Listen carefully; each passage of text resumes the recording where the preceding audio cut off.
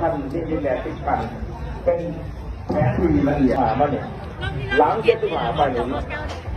ประเทศลาวเขาเนี่ยร่วมรูปคุกคานตั้งแต่สมัยโบราณกษัตริย์มาเขากระต่อสู่ยุคนั้นแหละจนในเอกราชจนได้เป็นคนลาวเป็นประเทศลาว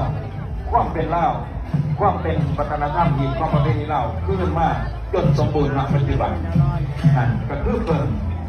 พิ่งมีความกล้าโตน้อยแต่ว่ากล้าต่อโตขออนุญาตตัวสร้างมันยังต่อมันไปแต่ไปปานท่านตัววันไปทำลายไปดูงานตรงนั้นตัวสร้างระบบนี่กล้าตายกล้าต่อเขาจะนี่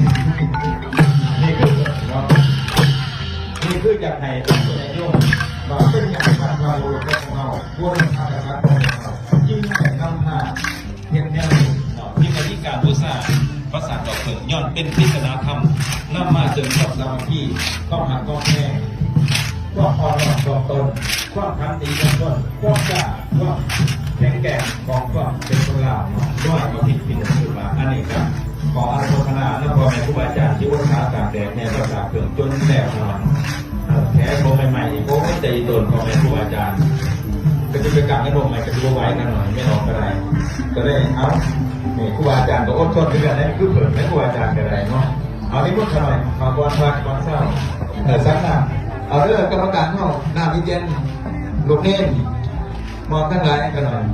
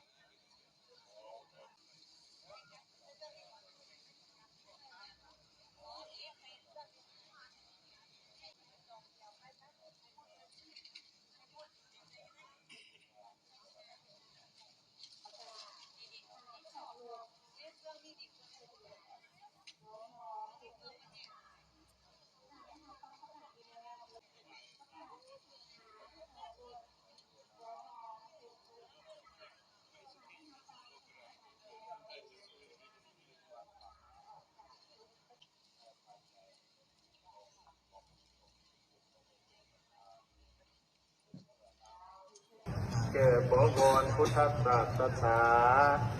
แก่พุงท่าทั้งหลาย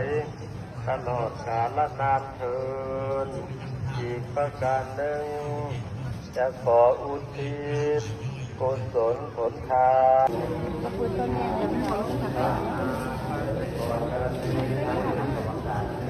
ไปเรื่อยสำหรับเรือลำบากของไทยเราเป็นไทยบาทแล้วรับ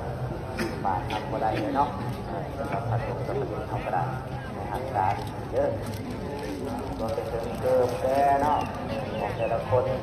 อะไรแบบมูยังหมดจบพอฉะนั้นคณะนี้จริงเป็นสิ่งที่ยากยิ่งกว่าการได้พบพุทธศาสนา